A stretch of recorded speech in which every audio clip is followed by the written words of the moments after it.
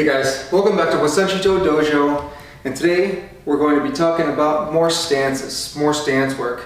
So we got Bob here, we got our whiteboard, and we got all kinds of goodies. So get into some sweet training gear and let's get started.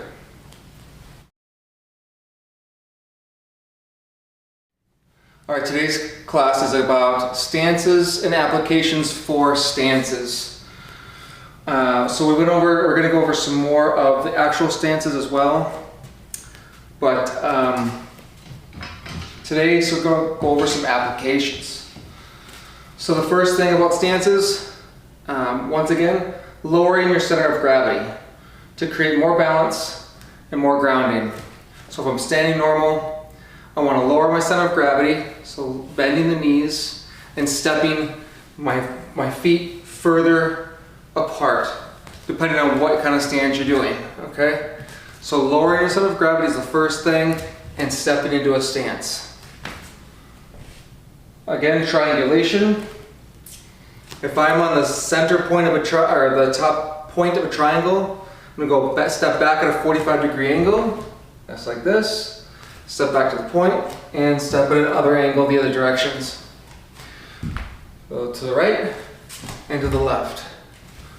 Stepping and parry, stepping and parry. Applications, moving out of the line of attack. So if a line of attack is coming towards me, I want to step out of the line of attack while stepping away. So it's an evasion application. So if something's coming at me, I'm going to step here, I might step again, I might step the other way as well. Triangulate to the right, and then I can triangulate to the left as well, depending on what's happening, what's going on, what scenario it is. So what we're doing here is we're either creating distance or closing the distance. I wrote open, but opening the distance, creating more space by moving back, defensively, or triangulating forward, closing the distance. So if I have an attacker here, if I have Bob here, all right, I'm going to step at an angle towards him and becoming closer to them, and while I'm getting out of the center line of attack. So if attack is coming this way, I'm stepping out, and now he's closer to me. Okay? That's triangulation. Super important foundation to almost everything that you do with movement and self-defense. Horse stance. Okay, applications of horse stance. So we did this in the first video. Okay. Simply just doing horse stance for 2 minutes, 3 minutes or more. You can start building strength in your body, in your legs, these biggest muscles in your body. And another application is your side stance. So let's say Bob is the relevant opponent here, or attacker. A side stance can be good as well. If you want to throw a side kick,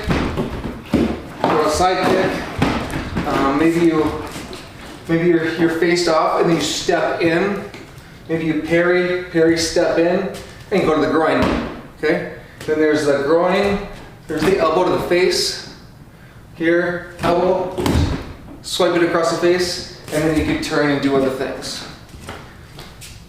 So if you find yourself in a side position, that can be good. Throw kicks, take out knees, maybe do a round kick, okay? Side kick, and side kick to the midsection, groin, coming groin with a knife hand strike, elbow to the face, okay? Maybe there's not much space. There's stuff behind you, there's stuff in front, so a nice side stance, grabbing things off the bar. Okay, maybe there's a wall behind you. Okay. So that's horse stance. Creating strength and flexibility, we talked about that. Flexibility is, I like to do this when I start working on my flexibility for my splits, side splits. Okay. Literally, this is more of a bow stance actually, but you can literally just do a horse stance and squat really deep into it. Pressing the elbows or the forearms and just opening the legs. Be very careful, nice to go slow with this. And you can press your legs in to get some resistance. Okay, kind of do some repetitions. All right, go a little lower, go a little higher, back and forth. Start feeling those quads burn. All right, moving on to the next one, bow stance. Okay, so let's just say I'm standing natural. Something comes at me, and I just go, whoa, and I get out of the way. My hands fly up. I want to step, and my feet are just kind of at an angle, and I kind of bend my knees, lowering my center of gravity. Boom, hands are up. If someone's coming at me, maybe just like throwing punches or gonna grab me, tries to grab me, you can kind of parry, step out of the way, and collapse on top of them. Maybe do from behind a bear hug of some kind, maybe onto the waist, get into a grappling situation. Or grab their hair. So you collapse, maybe grab their hair, kick their knee out from behind, put them in a choke, take them down. Okay, great, excellent technique. Bow stance is also good for stealthing, or it's an application for stealthing. So it's okay, so if you're in an environment that is very dark, okay, I'm going to lower my center of gravity just in bow stance here, and just imagine it's all pitch dark, or it's really dark, it's night out, you don't have much light. Hands are out, and you're feeling for things. Okay, here, just like this. Breathing, and you're feeling things, you're stepping, and you're using your hands like this as you're stepping around. Okay, you can sidestep with it as well. So you're here, step behind, you're next to a wall. Here, step behind, here. So using your hands as feelers. That's one way. And it's just sidestepping. You don't have to use the bow stance, but you know, if you're down here and you want to use some extra lowering your center of gravity, otherwise you can step and just step lightly, either behind or step front. We can go into stealthing, it's a totally different video. Okay, it's bow stance. Next one is combat stance. Kumyuch. And that's when you're grabbing the opponents, let's say their gi top, okay, here, and maybe their sleeve. This is kumyuch, where you're just back and forth. You're grappling but standing. That's a nice combat stance. So your stance is just a little bit wider and one step back. Your feet are just at slight angles. All right, and moving back and forth. Again, it's not very often you want to just sit in a stance. You can do the horse stance, unless you're doing a meditation, like we'll talk about later, Wuji. So, combat stance. Maybe you grab the other person's arm, or their clothing, their gi top. Your hands are out, and you get ready to do some sort of grappling, sweeps, throws, strikes. You're trying to get them off of balance. So a combat stance is it's lower, it's a little wider, and you're pushing and pulling, you're trying to get them off balance, like if you've ever seen just any UFC kind of fight, or jiu-jitsu, wrestling, even high school wrestling, where you got each other in a headlock, or the hands around the back of the neck, and you're just playing kind of tug of war, trying to get the person off balance to go to the next movement. That's combat stance. Great for self-defense. Okay, if you were just in a situation and things start to happen, boom, get that lower center of gravity down immediately, step a little wider, and check your surroundings. Okay, hand up at the neck, go for your keys, go for your self-defense weapons like your pepper spray, your mace, your whatever it is you have, a little self-defense pen, your knife, and just check. Where is it? Go in your purse, get it out, get ready to go. Boom. Hands are up, ready to take whatever action is needed. Grappling, self-defense, kumyuch. All right, now moving on to the boxing stance. fighting stance, boxing stance. Again, just jumping up and kind of going down wherever your feet land naturally, maybe a little wider than shoulder width distance. Okay, kind of play with it a little bit, jumping around on the balls of the feet. This is a quick and agile stance. It's for boxing, it's for fighting, it's for more standing up fighting, standing up striking, striking hands, striking kicks, okay? Muay Thai, kickboxing, that kind of thing. All right. The little trick for your fighting stance, your boxing stance, it's not a trick. Just imagine you have your heels are just off the floor, just enough to where you can slide a quarter underneath, okay? You can kind of pulse it a little bit, you kind of bounce. So when you're moving, that's the idea. It's just 99.9% of your weight is on the balls of the foot, okay? And you can circle, you can move, it's quick, it's agile. You know, you can throw some strike, punches, easily throw kicks. All right, next one is cat stance. We didn't talk about it in the first video, but this is one of the applications for cat stance is evasion, sideways evasion. So if somebody's coming straight at me, center line of attack, and I'm just standing normal, maybe I'm even in a fighting stance or any kind of stance, and something comes straight at me, I want to turn my body. Okay, first thing is turning the hips. Here. Is something coming straight in? Okay.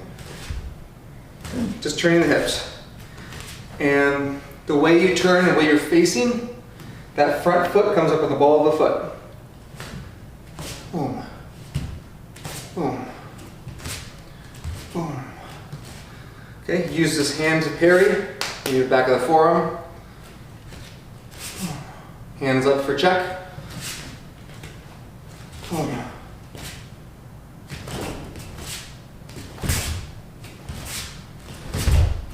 Okay. Parry, grab the weapon, and strike.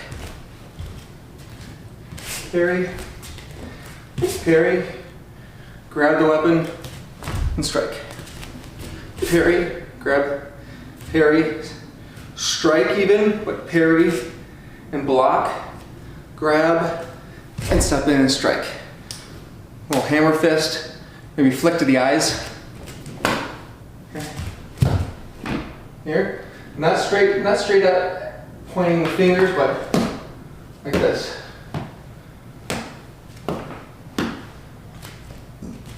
It's called a breakup. For cat stance, bringing the knee up. It's not exactly what you want to do, so you want to turn, you don't want to pull that knee up like that. It's parry. If you want to do that, you want to have your back against the wall, okay? You bring that knee up. Or you just bring the knee up if something's coming at you. Boom. Maybe something's coming at you and you parry it out of the way. Okay. It's a little different than cat stance, but I wanted to throw it in there. Because it's about going up on that 1 foot bounce. Okay. So it's here, or you can bring that foot up. Boom. Here. So first of all, cat is twisting out of the way. It's evading, but it's also bring that foot up. Throw a kick. You can sweep it, or you can swipe it, or parry it with the leg, and come in with a kick to the knee, inner thigh. Or you sweep. Yep, side kick, coming into the knee, or you're blocking. Blocking with that outer shin. All right, that's cat stance. Moving on to the last two, defensive stance and low defensive stance, and Wuji. So defensive stance, again, if I'm on the point of the triangle, I'm stepping back at an angle. Nice, solid, wide stance. Feet are at an angle, like this. Okay. Doesn't have to be exact, just as long as it's not more than 90 degrees. That's too wide and that's more bow stance, and that's not what you want when you're in a defensive mode, okay? Stepping back, hands up here at the neck. So if I have something going on behind me. I don't want to have somebody come behind me and throw an arm around my neck and throw me into a choke. So there's here, and I'm checking. Again, stances are not still. We're not a statue. So we're stepping back here. Hands up for checking, hands up for protecting, and I'm surveying. Okay? Switching stances, switch to the other side. Here, here, all right. So defensive stance, applications. Again, moving out of the way of an incoming attack, moving out of the line of attack while distancing myself from the attack, plus the check hand for defensive for chokes, front hand for parrying, checking, and surveying. Okay? Here, here. You got somebody down on the ground and he might have friends coming from behind. So a person's down on the ground, you're in defensive, and you're checking here. Heads on a swivel.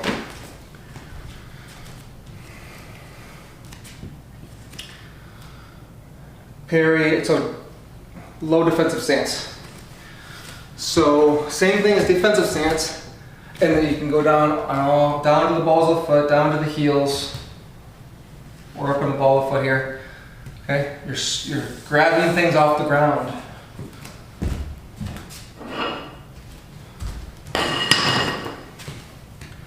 All right, defensive, low defensive, grabbing a weapon, grabbing debris, grabbing anything that's on the ground that you could use to throw from your hands. Maybe you throw some dirt, some sand, some leaves. It could even be nothing. You pretend that you're throwing something, then you got a knife, okay?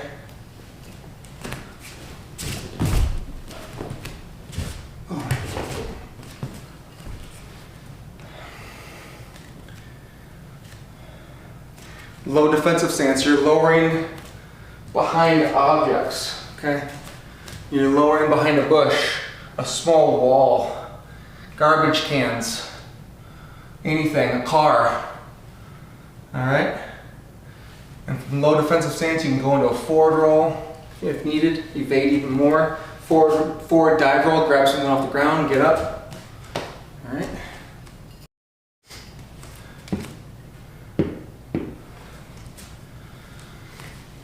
Stealthing. Here, stealthing. Okay. You're moving.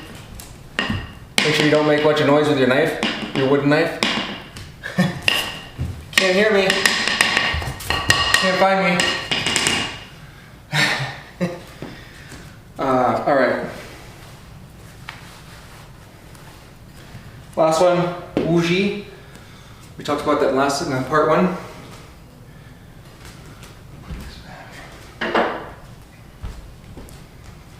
Standing with your feet just a little further than shoulder width distance.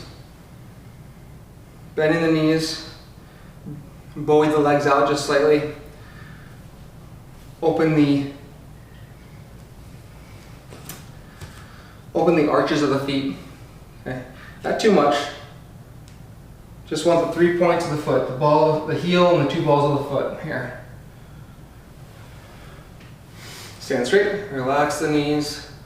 Knees are slightly out. The hips are nice and tucked, or not tucked, but they're neutral. So you arch the back, stick the butt out, tuck it all the way in, and then just come right back to neutral. Flat lower back. None of this arched back kind of stuff. Okay, arched back, even slightly arch it. Okay, blow the shoulders just slightly. Hands on the belly, or hands down to the side. Chin is slightly tucked in. Imagine that there's a string on the top of my head pulling me up nice and gently, just expanding my spine, but while I'm grounding into my feet into the earth. So grounding into the earth, feeling that connection, yielding, while feeling expanded and long through the spine and connecting with my top of my crown straight up. Imagine you are carrying a big plate on the top of your head as well. Okay, stretching through the back of the neck, tucking the chin in, not fully, but if I'm looking straight, it's just looking down at an angle, tucking the chin and feeling long through the back of the neck. Hands are on the lower dantian, just below the belly button, and or down to the side, and the palms are facing each other, like you're having a big beach ball in your arms, but just in your hands here. You can also lay the wrists on the front of the hips, like you're carrying a basketball. All right, a basketball of gold, a golden ball of light. So this is Qigong and the Wuji posture and Wuji stance. So an application is meditation, standing meditation, building your stamina in your legs. Okay, because you can stand. If you just slightly bend your feet or your legs and your knees. Do this for several minutes and you'll start feeling the difference. You'll start getting that energy and the blood flowing, and you're going to build your energy. This is an energy building technique. So if you can't exercise much and fatigued a lot, this is one of Qigong's techniques for this kind of thing. Qigong, or fatigue and building your energy stores. Your lower dantian right here, and also holding the ball, holding the bigger ball to the side. Pick one, do a different one each day. So one day like this, next day like this, next day like this. If this is too much, you can rest your tailbone against the little wall or the counter, or you can sit down on a chair and hold the ball in your lap. Golden ball. It's golden ball Qigong. So it's a tonifying technique. So that's what you'd call the applications for meditation, and it's a tonifying and energy building technique for your body and your mind. Okay, that about covers it. These are the basic stances for Wasenshi-do martial arts. And work hard, and I'll see you next time. Work.